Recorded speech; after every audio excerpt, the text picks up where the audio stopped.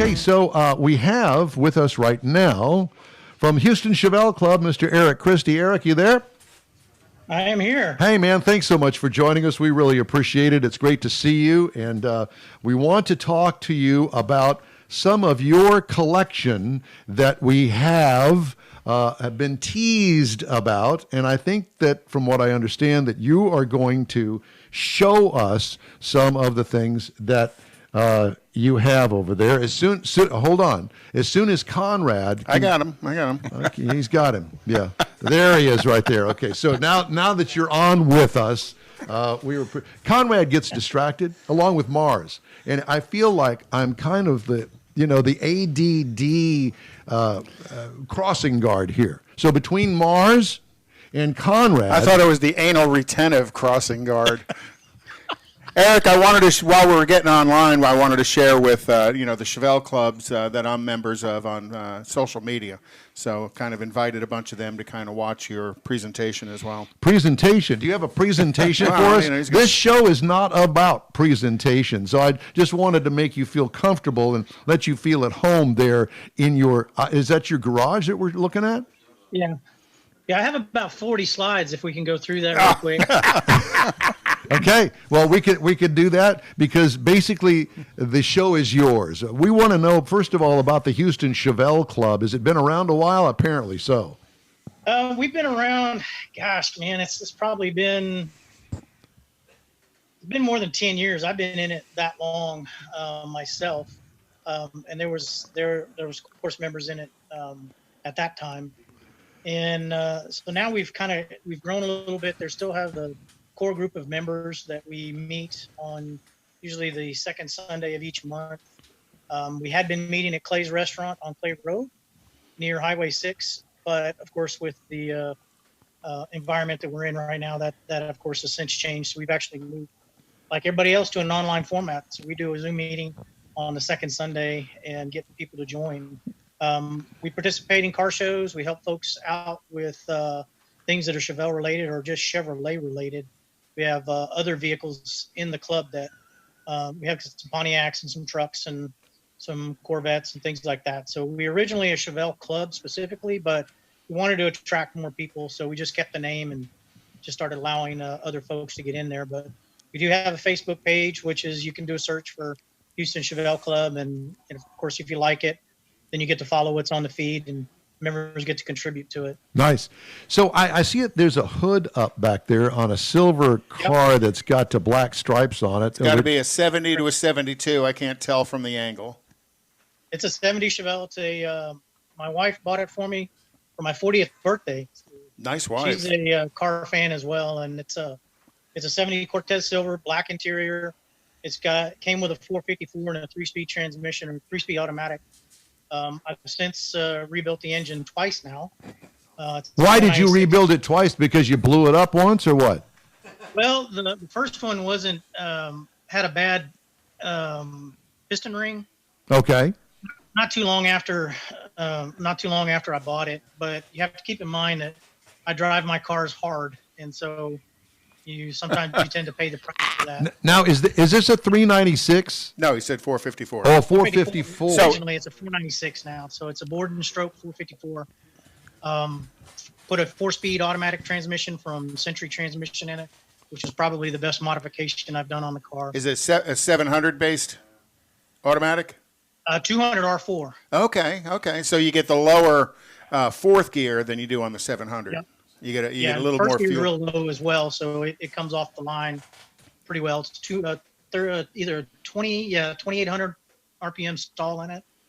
So once you get that RPM up, it leaps off the line. And then the engine is basically, when I built it, was built for torque, not horsepower. So it's a lot more fun around town, but it's a big block. You spin it up to 6,000 RPM, kind of on your own there when you get to the valve flow portion of the drivetrain. Do you take it to the drag strip?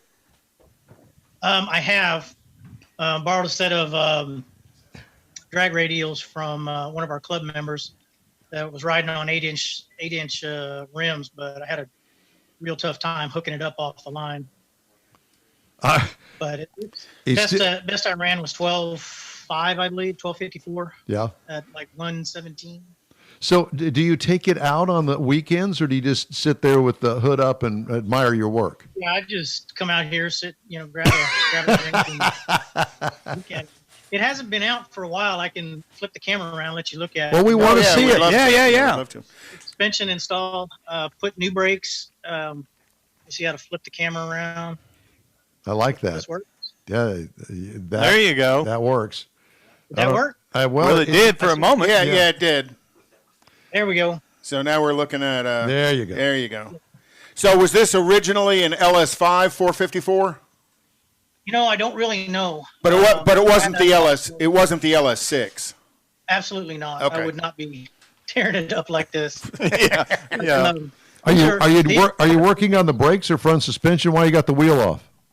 Everything. So this is the brakes off a Z06. Okay.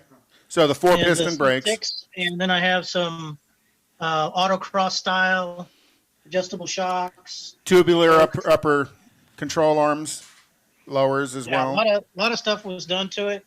Nice.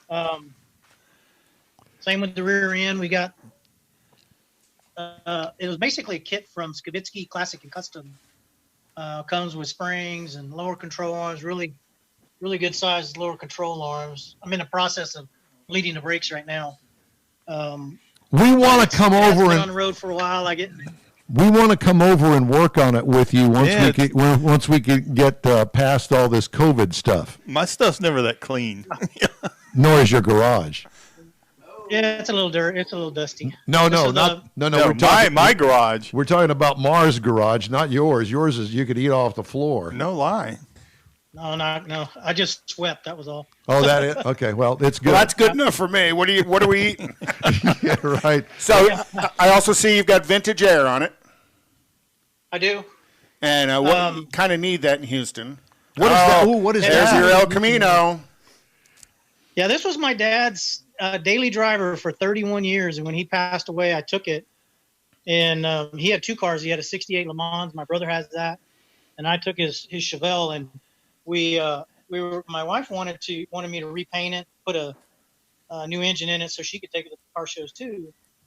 And we'd both be driving one, and we were taking the seats out, and my foot went through the floor right back here. Yeah, that could And be we a found out problem. that all of this was rotted all the way to the toe board, all the way back behind the cab.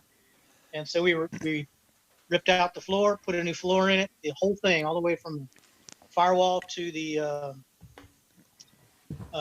rear axle. Did you do that yourself? No, I don't have those skills. So I worked with a company called Smithy Customs. Okay. He's a car guy too. He started up his company a couple years ago. Mine was the first vehicle that he took into his shop to do all the sheet metal work, and he's a whiz at it. But he's since grown. He's got like a dozen guys working for him now. But at that time, it was just Justin Smith at the time. What is that? What is that motor wrapped in plastic there? That's the next thing. So we wanted, a little bit. Didn't want carburation because it's, can be a little bit finicky and it doesn't agree with the gasoline around here. But right. So we went with a LS. LS base transplant. So this is actually an LQ4. So it's a 6-liter that came out of a truck. So it's got the iron block aluminum heads. The cathedral port heads as well. Well, I managed to lay my hands on a set of LS3 heads. Okay. And so that's what's actually on it.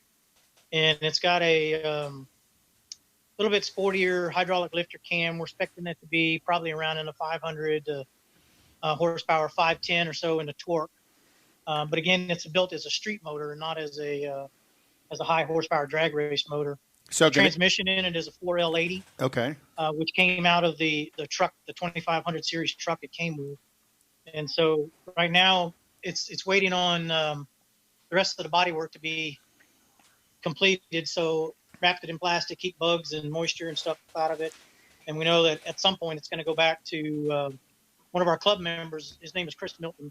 He's doing the body work on it. He's done an amazing amount of work on this thing, and it looks super, super straight. Well, one of the nice things about doing the LS conversions is that a number of people sell plug-and-play computer systems where all you got to do is, basically plug the computer in and use the existing sensors and stuff that are on it. So they've really made it easy for the resto modders to throw an LS and a 4L80E or any of the E transmissions GM. When do you hope to get this thing finished?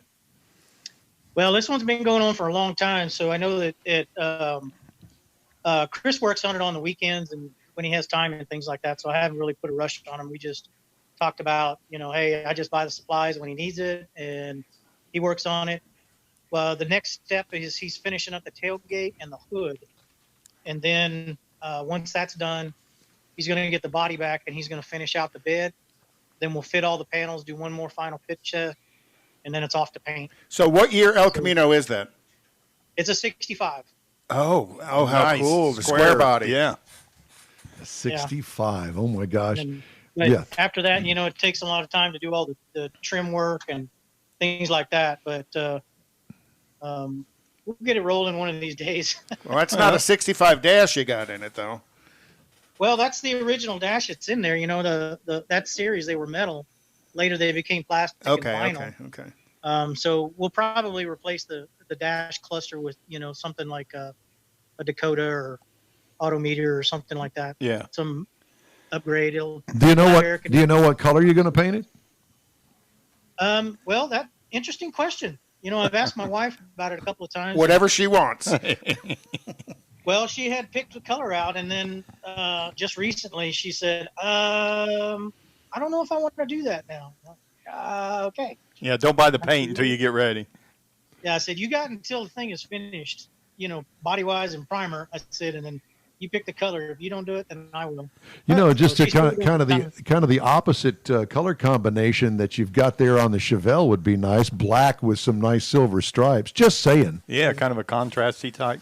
And they reverse and matching. Well, the original color was desert sand. I don't know if you guys remember that, but that was kind of a brown. Yeah, not a bronzy. Not a big fan. Yeah. It's one of those you go, why? Yeah, well, yeah. But anyway. There's the last one. Yeah. This is the other one you were talking about. Yeah, this is my one owner 93 Pontiac Formula. I bought this one new. Back in the day.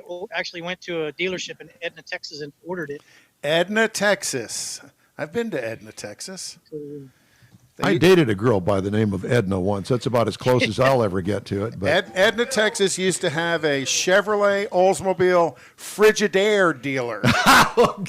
Honestly, the Chevy Oldsmobile dealer also sold Frigidaires on the showroom floor. I walked in there one time, talked to them about a car they were having issues with. Took a refrigerator home. No, but it's the father is the dealer. The wife was working in the office. The son was in the shop. I helped him fix that car and left, and my office called looking for me. And they talked to him about it and said, yeah, he was here, but I don't think he's ever coming back.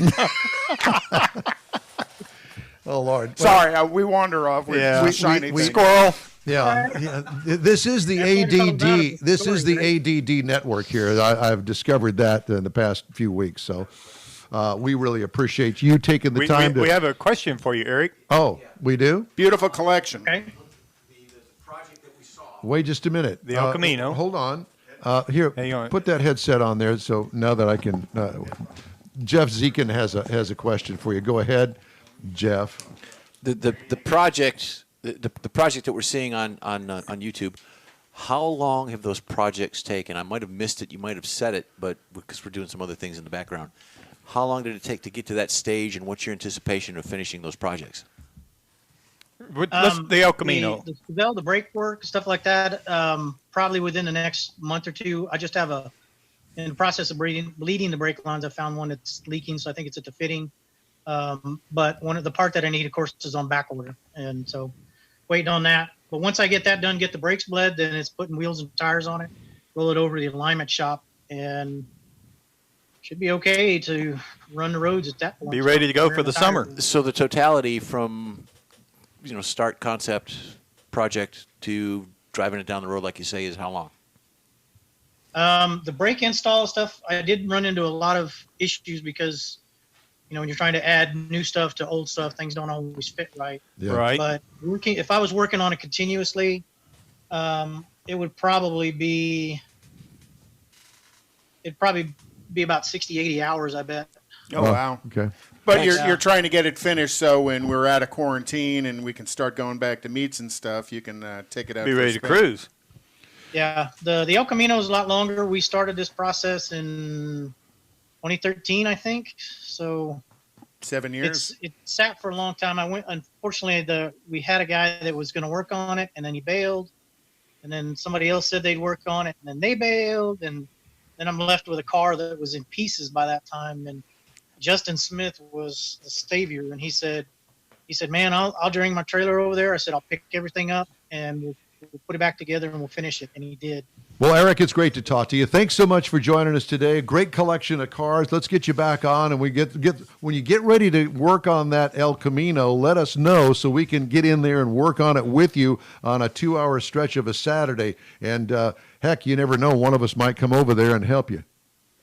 Okay, sounds like a plan. All right, we appreciate it. Thank you very much. Eric Christie with the Houston Chevelle Club. We really do appreciate him. And we appreciate you joining us today here on In Wheel Time, the car show. And we're going to take a quick break and back here with more of our show right after this.